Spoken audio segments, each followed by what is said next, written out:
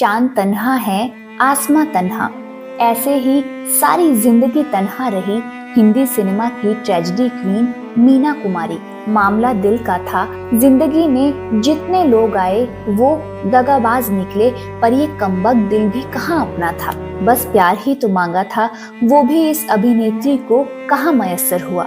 मीना कुमारी सारी जिंदगी प्यार को तरसती रही, एक ऐसे शख्स को ढूंढती रही जिसके कंधे पर सिर रख वो अपने जख्मी दिल को सहला सके, लेकिन ऐसा हो न सका।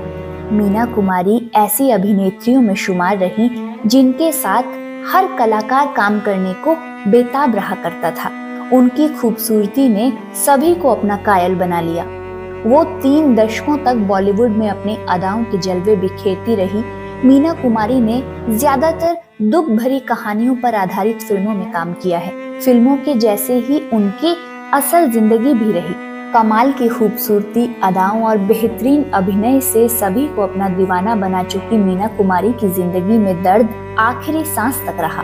मीना कुमारी के आने से भारतीय सिनेमा में नई अभिनेत्रियों का एक खास दौर शुरू हुआ था, जिसमें नरगिस, निम्मी, सुचित्रा सेन और नूतन शामिल थी। मीना कुमारी ने अपने अकेलेपन और जज्बातों को कलमबंद किया। उनकी शायरी दिलों को कुरेद देने वाली है। ज्यादातर फिल्मों में दुख भरी भूमिकाएं निभाने की वजह से उन्हें बॉलीवुड की ट्रेजेडी क्वीन कहा जाने लगा। मीना कुमारी के जीवन की कड़वाहट और तन्हाइयां उनकी फिल्मों में भी नजर आई। मीना अपने पिता के स्वार्थी स्वभाव के चलते उनसे नफरत किया करती थी।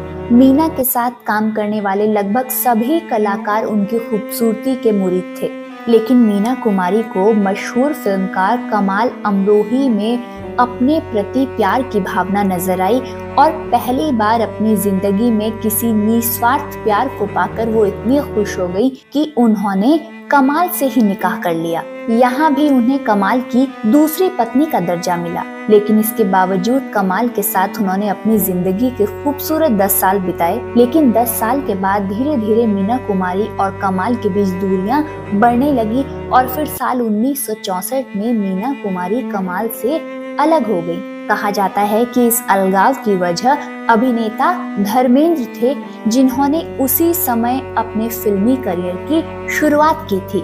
उस समय मीना कुमारी के सितारे बुलंदियों पर थे।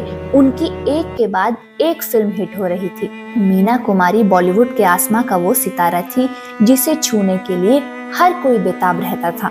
धर्मेंद्र से एक इंटरव्यू के दौरान पूछा गया था कि क्या मीना कुमारी उनकी पहली मोहब्बत थी, तो उन्होंने जवाब दिया, नहीं, वो मेरी पहली मोहब्बत नहीं थी, बल्कि मैं उनका बहुत बड़ा फैन हुआ करता था।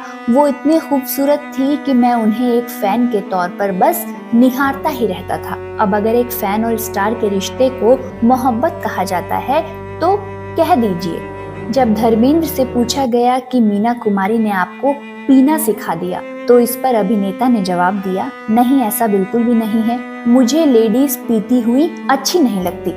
पता नहीं क्यों मुझे उनके हाथ में ये सब अच्छा लगता ही नहीं है। मेरे मन में महिलाओं की एक अलग ही छवि है। कहा जाता है कि फिल्म फूल और कांटे की सफलता के बाद धर्मेंद्र ने मीना कुमारी से दूरियां बनाना शुरू कर दी और एक बार फिर से मीना कुमारी अपनी जिंदगी में तन्हा रह गई। धर्मेंद्र की बेवफाई मीना झेल न सकी और हद से ज्यादा शराब पीने लगी, जिसके चलते वो लिवर सिरोसिस की चपेट में आ गई। बताया जाता है कि दादा मुनि अशोक कुमार से मीना कुमारी की ऐसी हालत देखी नहीं जाती थी। उन्होंने उनके साथ बहुत सी फिल्मों में काम किया था। वो एक दिन मीना के लिए दवाइयां भी लेकर गए थे, लेकिन उन्होंने दवा लेने से इनकार कर दिया था। फिल्म पाकीजा के रिलीज होने के 3 हफ्ते बाद मीना कुमारी गंभीर रूप से बीमार हो गई थी। 18 मार्च 1972 को उन्हें सेंट एलिजाबेथ के नर्सिंग होम में भर्ती कराया गया। मीना ने 29 मार्च साल 1972 में आखिरी बार कमाल अमरोही का नाम लिया और इसके बाद वो कोमा में चली गई। मीना ने महज 39 साल की उम्र में इस मतलबी दुनिया को अलविदा कह दिया था। शुक्रिया।